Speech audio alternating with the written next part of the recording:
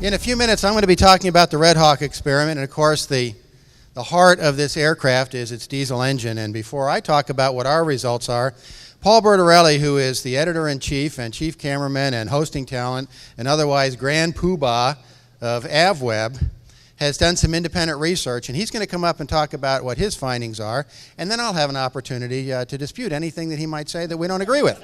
So without any further ado, Paul Bertorelli.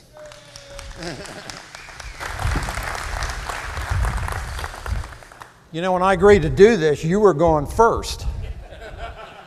So I need my little clicker. Is that around here somewhere for the slides? Before I get started here, I'd just like to say what a lovely man Jerry is to have put all of this together. The guy is innovative, he's creative, he's a visionary, and he's one hell of a salesman. Because a few months ago, some companies, he proposed an idea to sell avgas for $4 below cost. And he managed to get, how many companies, Jerry, to participate? They were falling all over themselves to participate. So that makes him a pretty good salesman. And he talked me into coming here to talk about diesels, and I'm happy to do that based on what I've learned in covering diesels for about 10 years.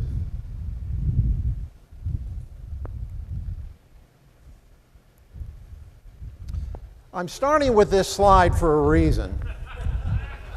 And if you're speed reading past that, what it really says is that. And the reason I'm starting with this slide is that most of us in this room, if I ask for a raise of hands, I'm sure everybody would say, you get most of your information from the aviation media. The aviation media tries hard. We do the best reporting we can, but in covering anything in aviation, and especially diesels, I'm reminded of what a city editor told me when I started in newspapers more years ago than I'm willing to admit. We don't report the news, we report what people tell us. And so in covering any of these aviation subjects of any kind, we report what people tell us. And sometimes the source is not telling the truth, doesn't know the truth, doing the best he can. You just don't get an accurate picture of what the story really is. And that's certainly the case, or has been my experience with diesels. Diesels burst on the scene in a big way in 2002 when this airplane appeared at the Berlin Air Show. It's what became the DA-42 Twin Star. And at the time, I remember writing this head, "Are these guys nuts?" And the reason I thought that was because, first of all, the market was on its tail end, which it seems to always be in aviation. This was post 9/11. Sales were really slow. And secondly, if you've seen those World War II films like Grumman or Lockheed, and all those guys in the narrow ties with the slide rules and the wooden slide rules and designing airplanes, they knew something. They knew a lot of things. But one thing they knew is that you take on a lot of risk when you combine a new engine with a new airframe or an untested airframe, and this was both. But because Christian Dries has testicles the size of basketballs, he went ahead with this project, and that produced this airplane and this engine. It's the DA-42, then called the Twin Star, now it's just the DA-42, and the Centurion 1.7 engine by Thielert. Where does that engine come from? It comes from this little car, kind of more or less directly, I guess. This is a Mercedes-Benz A-Class. I think it's an A100. And very sophisticated engine, little four-cylinder transverse mounted, turbocharged, got state-of-the-art fuel injection, shape pulse, and all of that stuff. In short, it's everything that an aviation engine isn't. But Thielert was able to adapt this, and Diamond bought onto that and put it in the DA-42. So I saw this happening at a distance in 2002, 2003. In 2005, I decided to do what journalists do, which is to travel afar, go on site, come back and pretend we know what we're talking about. I got the Thielert. What do I find? Man, you can't open a car door without bumping into one of these twins. They're everywhere. They're spilling out of the factory doors.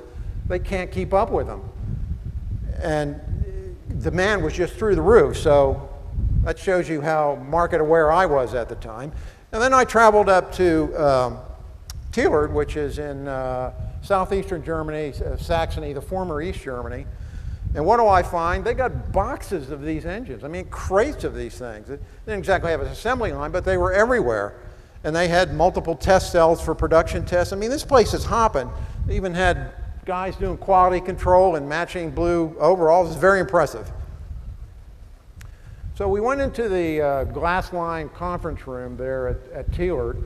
And so I ran through these questions. I want to know about the fuel specifics, the TBO, service centers, and all of that. And I dutifully wrote that down in my little notebook. Supply chain, how are you guys going to service this engine? And they told me all that. Or really, they kind of made soothing noises. But anyway, it looked like this engine was going forward. But the big one is, how the economics of this engine going to add up? Because at the time, the engine had a 1,000-hour TBO. It cost twice as much as a Lycoming, if not a little more. And it required a gearbox replacement every 300 hours. So you start to add all this up, and I got into the conference room and I shoved my yellow pad across the conference table at the engineer there, kind of whiteboard this for me. Tell me how this is going to work. And between the language barrier, which wasn't much because they speak really good English, I never was able to close the circle. So as you know, to be in general aviation, you have to have the ability to engage in some form of self-delusion. We all do it. It's a necessary trait to be in general aviation. So my little self-delusion was, I had heard that Thielert had been given German federal loan guarantees to run this program, and they were willing to run it at a loss until they could establish market, they could adjust the prices, and turn the corner. Not the first time that's happened. Well, that turned out not to be the case. The real case was they had private money, they had some tax breaks, but basically what they had was a bad business plan, a misunderstanding of the engine economics, and later a kind of a flaky IPO. I won't get into that. So the verdict, I came back and I wrote my report. When I was doing the research for this, I was a little surprised at that headline because I didn't remember writing it. And I remember coming back from that trip being very impressed with the engine. I thought it was there. I didn't see any unstoppable or show-stopping technical issues. The airplane was fabulous to fly. It was smooth. Everything about it was good. So I didn't really see any significant problems with it. And I did some subsequent reporting. I talked to some people both in Germany and the US who had the airplane, and things were going okay. Then in 2007, the phone rings. It's a reader from Australia. We have a lot of readers in Australasia, Australia, South Africa.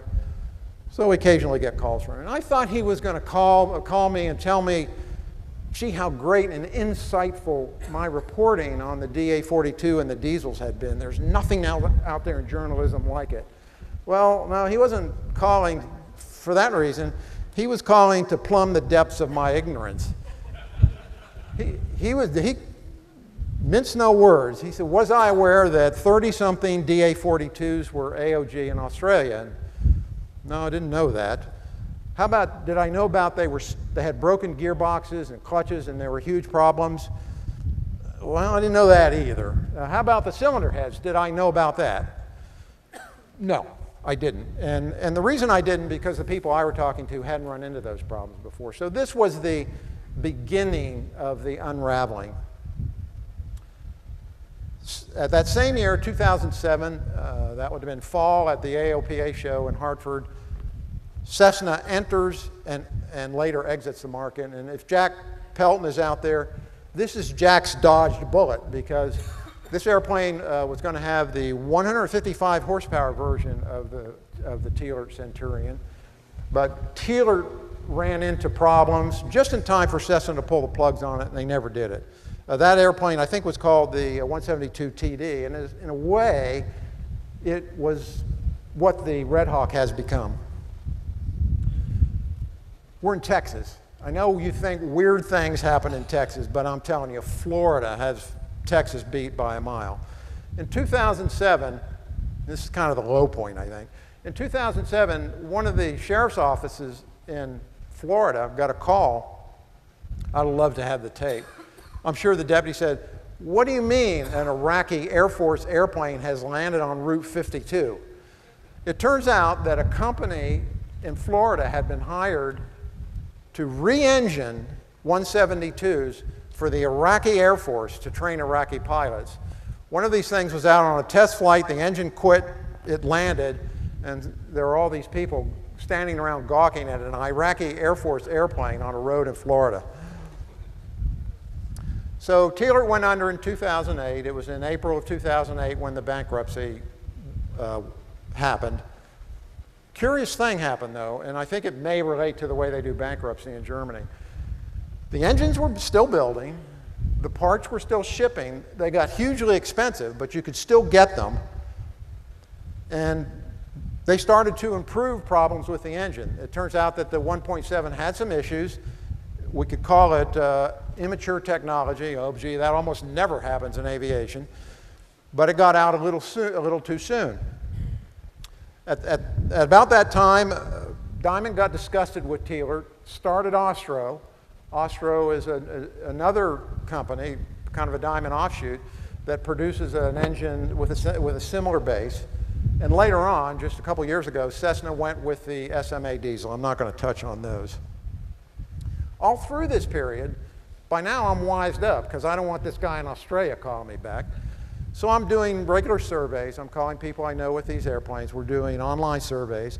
Service slowly improved. The customer service from Thielert slowly improved. You call the operators of these airplanes and they say, well, yeah, we basically like it. There are some issues with them, but economy is there. They're reliable. They're easy to use. So they stuck with them. So why did TAE fail? I think it failed because of a bad business plan, a misunderstanding of the market, and an overbroad warranty program that covered all of these gearboxes and all of the replaceable items with a 1,500 or 2,000 hour TB prorate, whatever it was at the time. The engine itself, it had issues. It was a little immature, but it was not fundamentally the fault, I don't think. So that gets us to where we are now, and there are some constants about the Centurion engine. And I'm still talking to a few people who are running the old 1.7. The replacement engine is at 2.0. It's a consistent performer. When it goes into an airplane, it always performs in predictable ways. In fact, I told Jerry when I came down here to fly the Redbird, I could do this review from my desk. I know exactly what it's going to do. I know how fast it's going to go, about what it's going to weigh, because I'd already flown them, and they're just very consistent. Consistent fuel economy, always right around 0.36 BSFC compared to maybe 4.1, 4.2 for gasoline engines. They're just very consistent.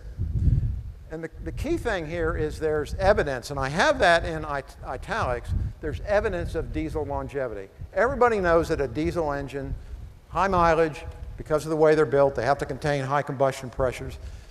They're generally thought to be high mileage engines, and they deliver. Well, the Thielert engines, now Continental Centurion, have that characteristic. They had issues. They had clutch issues. They had cylinder head issues. Once that was all sorted out, I know of one operator who's running one past 2,200 hours, and I'm sure there are others out there. So they've got the ability to do that. There's no evidence that they don't. So that gets us to the Red Hawk conversion. The Red Hawk conversion, as far as I know, is the same STC as the Iraqi Air Force plane. It's basically a conversion of the 172 to a Thielert Centurion. First the 1.7 and then the 2.0. Here's the performance data. Now, I'm not a test pilot. I play one on YouTube. I can go out there just like anybody else and collect the data, and that's what the data looks like. So basically, the Centurion-equipped airplane climbs a little lower at low altitudes, which means that when you take off here, you're not going to be at 1,000 feet by the mid-downwind. You're going to be at something else, like 800 or 600 or whatever it is. But so what? I mean, I fly a Piper Cub. I never see 1,000 feet in the pattern. So you change your training doctrine to suit. At higher altitudes, where you're doing stalls and you're having to climb, it does a little bit better. Cruise performance, similarly, it's just a little bit slower than the gas engine. It does better as it gets higher. So around 8,000 feet, 9,000 feet. I saw in this one 126 knots, and when I got back, I asked Roger, hey, is this thing calibrated right? It gets right along. Weight, it's a 100-pound hit. And that was true of all of these conversions that I've flown. So it's going to cost you about 100 pounds on useful load. Does that matter? Well, in a trainer, it doesn't matter. Who cares? Because you're usually only having 2 people in it. You're not going to go out there with full fuel, so it works fine. And what if it were a personal airplane? Now, Redbird has said, hey, this isn't a personal airplane. Could it be? Well, of course it could be. Because how many personal airplanes have to be flown or actually are flown with 4 people? Not many. And the fuel economy is fabulous because if you look at the range figure there, this thing will go on forever. It basically burns 2/3 of the fuel of the gasoline engine.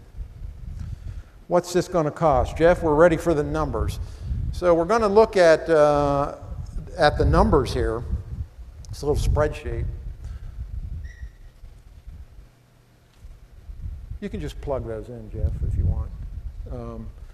So over there on the left are some assumptions. And the assumptions are that the avgas price is $6. Jet A is 5.5. And then the third one down, 1,500, that's the hours of TBR, time between replacement of the Thielert engine. And you'll see that's the problem. And over here, we have the operating cost for the diesel and the operating cost for the avgas. So what you have there, or had, while Jeff figures that out, at a 1,500-hour TBO and $6 avgas and $5.50 Jet A, it's about a wash. A couple bucks difference. Why is that?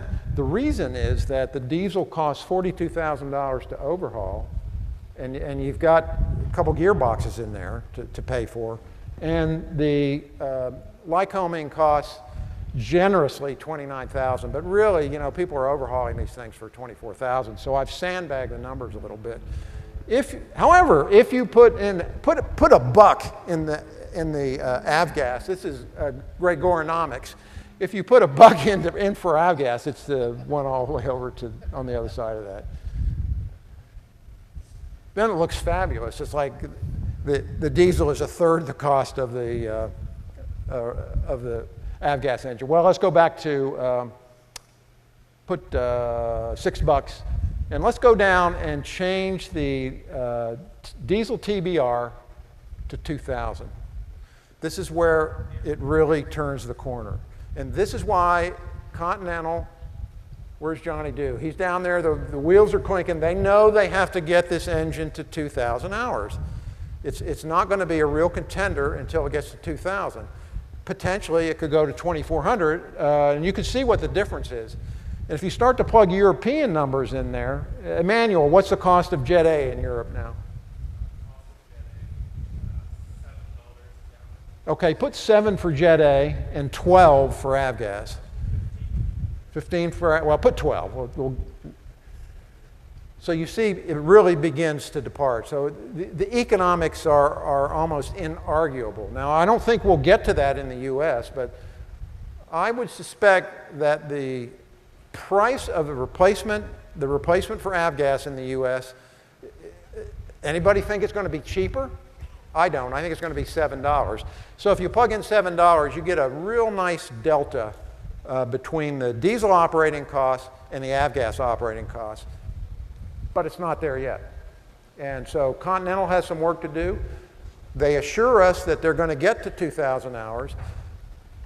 Thielert told me in 2005, when they had a 1,000-hour TBO, they said, well, we'll be at 1,500 by the end of the year, and we'll be at 2,000 by early 2006. Well, it didn't happen.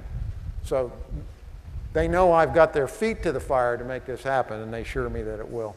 Okay, we can go back to the slides.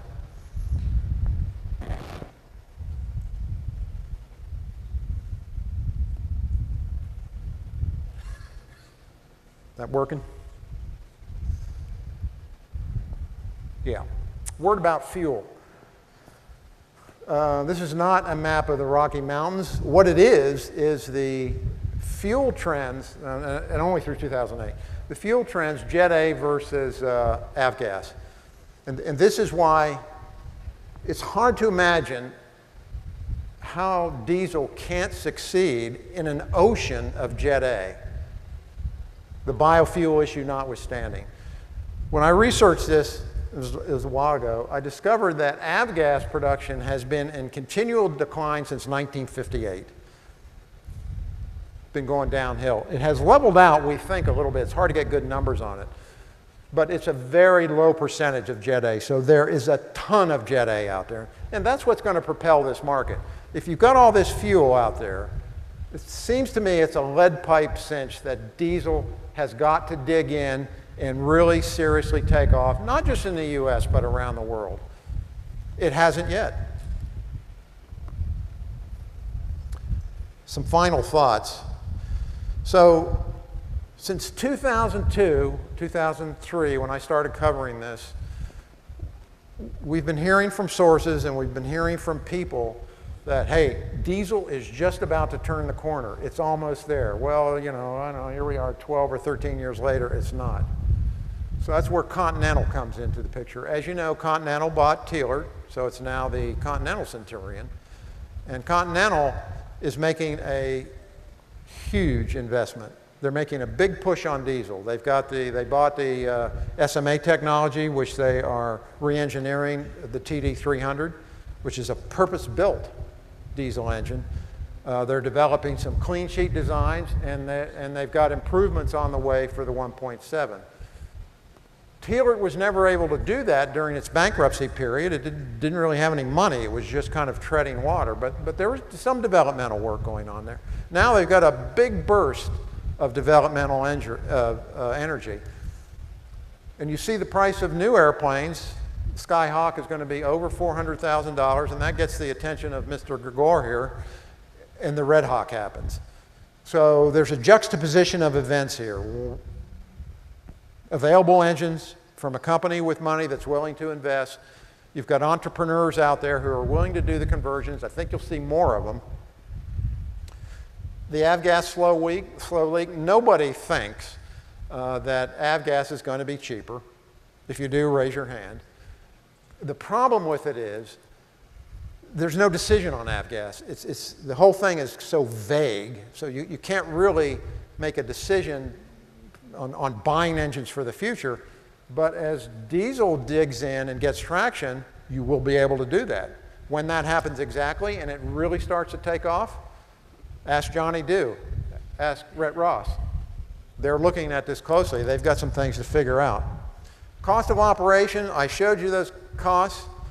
I think they're inarguable. I mean, that's, of all the things that I've done in reporting on diesel, those are actual facts that I think I can wrap my head around and are actually true. You know, a journalism degree is a liberal arts degree, but yeah, I did pass 7th grade math, so you can add this stuff up and it seems true. Lots of importance placed on the China-Asia foreign market, maybe. Certainly can't hurt. I think the big push in the foreign markets in Asia will be more commercial, but everybody thinks GA is going to take off there. Okay, I'll show me. Show me, because I've been hearing this forever. One final thought. Remember what I told you about journalists. Thank you very much for your kind attention.